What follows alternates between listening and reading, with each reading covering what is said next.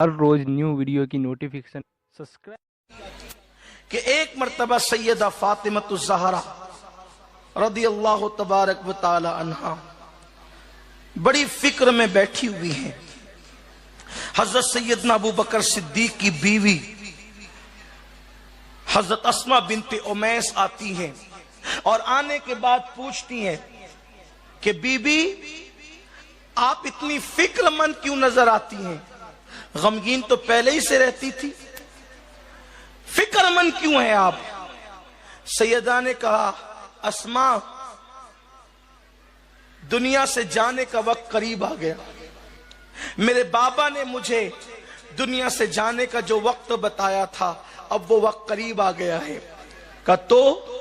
کہا بابا سے ملاقات کا وقت تو قریب ہے مگر فکر اس بات کی ہے کہ جیتے جی میرے کپڑوں پر میری چادر پر کسی کی نظر نہیں پڑی.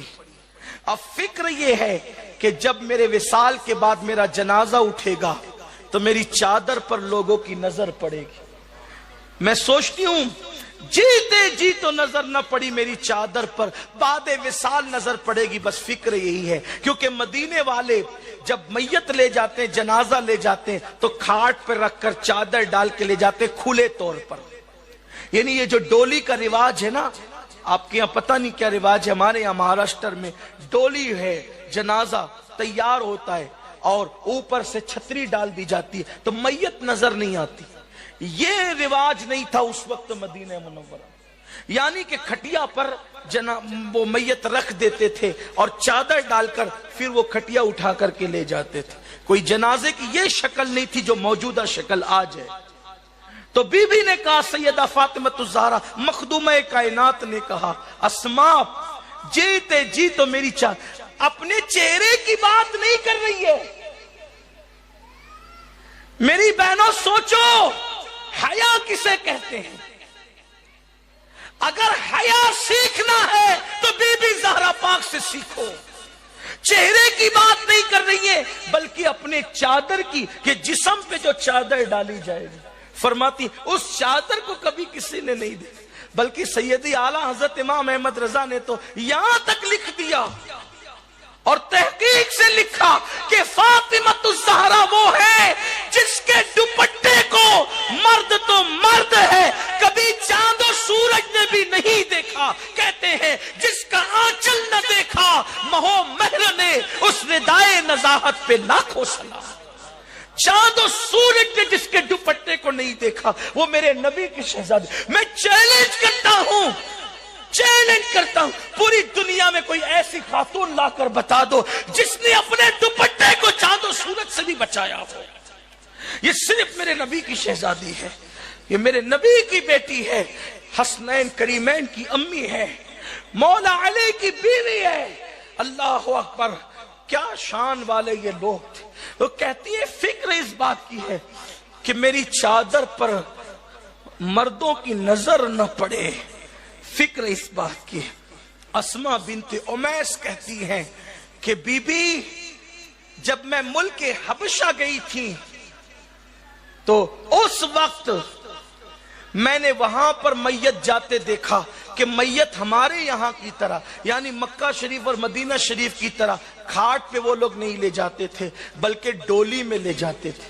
جو جنازے کی آج کل کچھ موجودہ شکل جو ہم دیکھتے کم و بیش ایسی ڈولی میں رکھ کر لے جاتے تھے جس سے میت نظر نہیں آتی تھی. اگر آپ اجازت دے تو میں وہ ڈولی بنا دوں، وہ جنازہ بنا دوں. اچھے جنازے کو دیکھ کر بے چین ہو جاتے، جنازے کو دیکھ کر اچھے بے قرار ہو جاتے. بڑے پرہیزگاروں کو دیکھا جنازے کو دیکھ کر کے ہکا بکا ہو گئے. لیکن وارے بی بی زہرا تمہاری عظمت کو سلام کہ اسما بنت امیس جب وہ ڈولی اور جنازہ بنا کر کے لائی، رکھا سامنے رکھا، ڈولی سامنے رکھی جنازہ. بی بی دیکھو اس میں میت پر نظر نہیں پڑ سکتی. اس غم کی کیفیت میں بھی اپنی حیا کو تحفظ دے کر سیدہ فاطمہ مسکرا پڑی کہ میری فکر دور ہو گئی.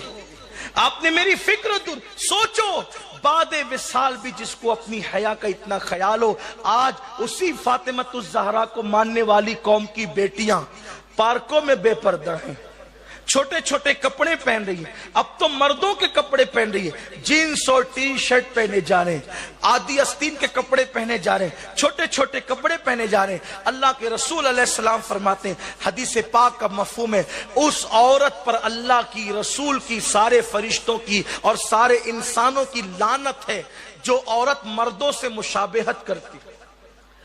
एक औरत ने सिर्फ मर्दों का जूता पहन लिया और सरकार ने फरमाया कि उस औरत पर अल्लाह की लानत है जो मर्दों से मुशाबहत करे। मर्दों की तरह जूता पहना तो हुजूर ने लानत की। आजकल की बेटियां तो पूरे मर्दों का लिबास पहन, शक्ल भी ऐसी बना रही है, बाल भी कटवा रही है कि ऐसा लगता है कि जैसे ये मर्द ही है, औरत नहीं है। औरत औरत की तरह रहे।